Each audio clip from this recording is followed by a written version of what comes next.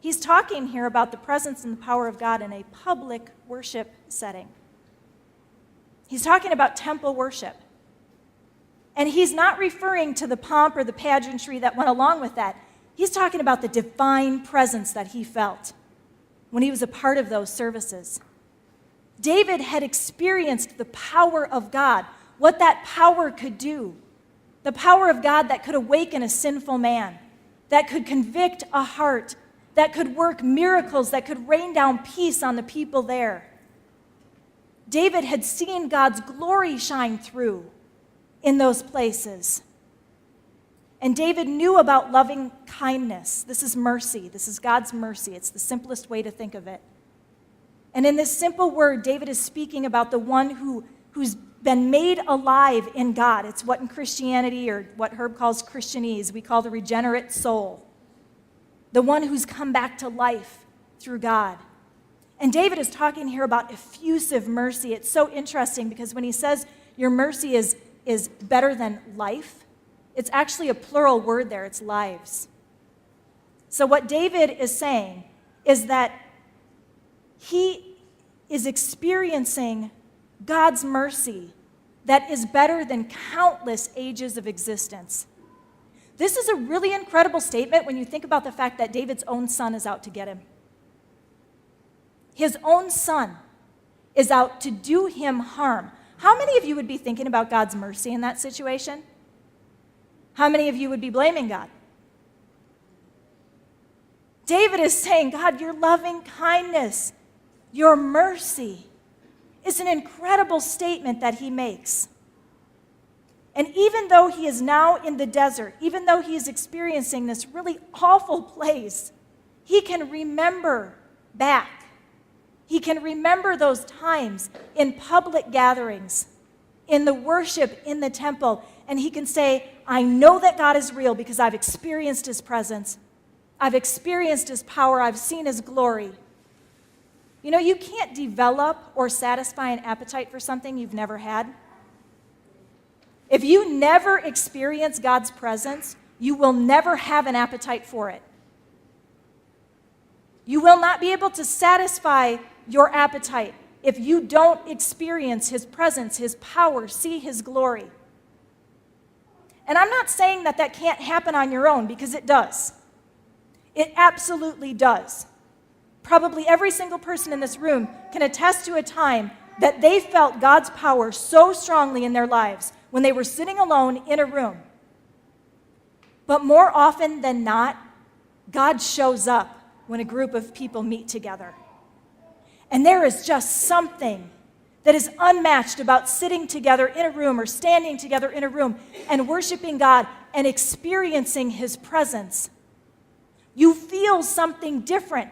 Some of you have said that to me. I just feel something different when I'm here on Sunday morning. It's because God's presence is here. When we sit and we hear stories that there's no more cancer, that there's no more cancer, that God's healed and there's no more need for surgery, that's his power at work. If you're not here this morning, you don't hear that. You don't know that. And you can hear and you can understand that God is an awesome God. He's a powerful God.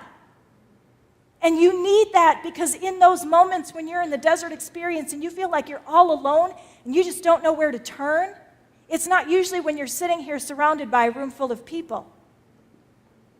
And you need to be able to remember back who God is.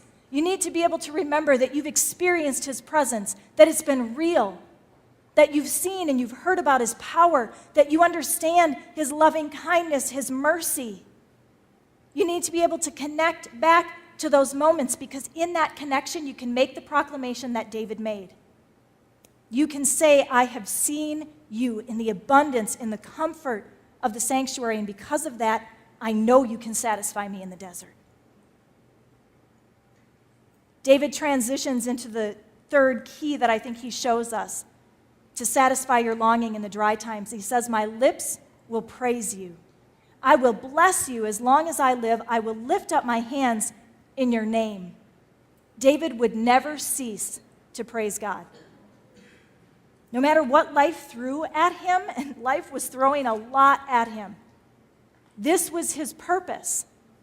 This was the sole thing. David is praising God for his character, for his power, his love, his mercy. He's entirely filling up his life with praise. Is this hard for you to do? I don't know about all of you, but when I'm in that trying time, when I'm in the difficult time, I know some of you say, oh, it's easier for me then because I need God then. It's not easier for me. It's easier for me to praise God when everything's going good. When I'm in the bad place, I just kind of want to go crawl in a hole. I don't want to have anything to do with anyone or anything. And I don't find myself crying out. I certainly don't find myself praising. It's more of the attitude of, oh, God, what now? Really? I have to go through this too? David praises God. Now, in the first instance here, I just want you to see how he throws himself into this, because he throws himself into this. And in the first instance of praise here, in verse 3, the word means to boast. It's to speak out loud. We do that, don't we? We sometimes get above a whisper in here. It's rare. I'm sometimes surprised at how conservative we are in our praise. It's a Pentecostal church. But we, praise God. God, you're good. God, you're worthy. God, you're awesome. And that's about as loud as we get. I think the word indicates a little bit of a louder voice than that. David says, I will bless you. Bless here has the connotation of kneeling. So he's putting himself in a posture of submission, of humility before God. He says, I will lift up my hands. This is very self-explanatory, but when people ask you why we raise our hands in the church, why we lift our hands, well, it's biblical. It's right there. I will lift up my hands. David is praising God in the midst of an absolutely miserable situation. He knows that only God can satisfy him. Only God can fulfill the true needs of his soul. And despite what he must have been experiencing as literal thirst in these moments, David longs to satisfy that spiritual need, that spiritual hunger and thirst, and he does this through the act of praise. Do you praise God in the deserts of your life? Or do you go to everything else?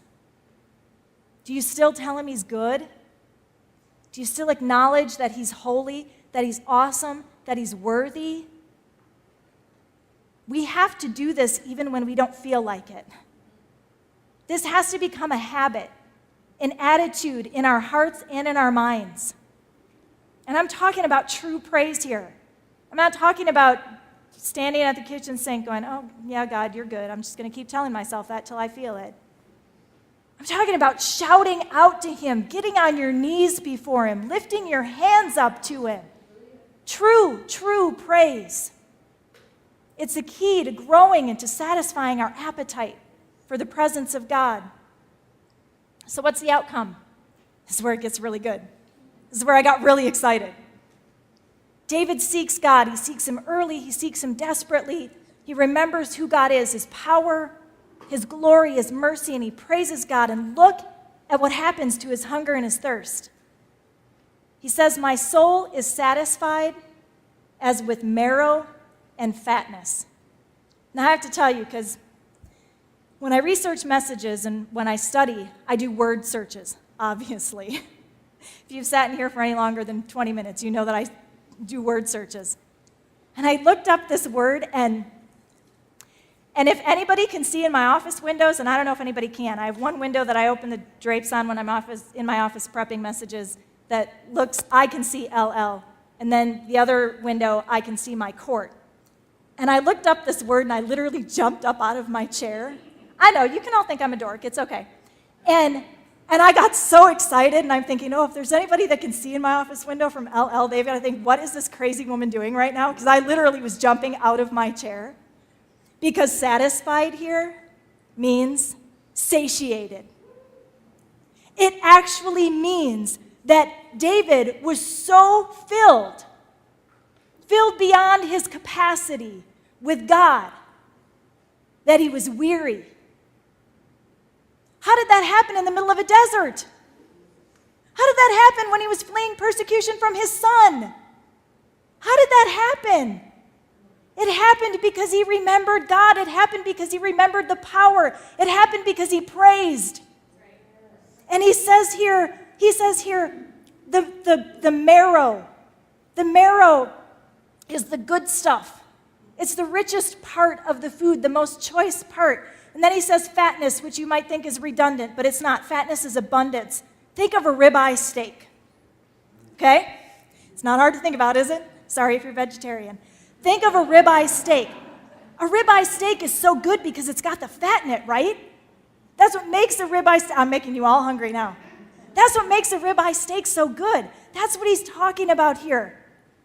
And he's saying, even though I am in the desert and I'm physically suffering and I'm emotionally suffering, and he had to be going through a little bit of a mental crunch and breakdown there. And I'm spiritually suffering, but I'm so completely occupied and consumed with the things of God that I'm satisfied. I'm satisfied beyond measure, beyond my expectation. I'm satisfied to excess. And as a result of this, David says his mouth offers praises with joyful lips. Now that may sound really simple to you, because we just talked about praise, right? So maybe he got a little louder. Praise here means something totally different, and this blew me away. This blew me away. The man is in such a bad place. That's what I just keep thinking. I don't know that I'll ever experience something that awful. My own children rising up against me. He's in a bad, bad place. But he seeks God. He remembers his power. He's satisfied to the point of excess. And it garners more praise and more praise. And this praise looks a little bit different. Because it's a word that, yes, has the idea of boasting, like the other word for praise did.